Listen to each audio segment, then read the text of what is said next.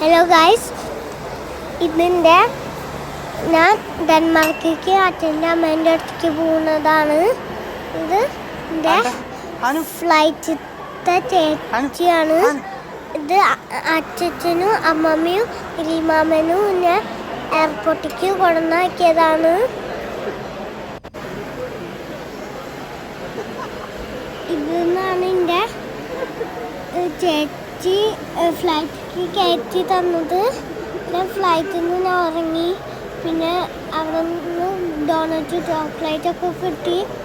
എന്നിട്ട് ഗെയിം കളിച്ച് കുറേ നേരം ഗെയിം കളിച്ച് എന്നിട്ട് ഞാൻ ഡെൻമാർക്കിലെത്തി. ഞാൻ ഡെൻമാർക്കിലെത്തിയപ്പോൾ നല്ല സന്തോഷമായി.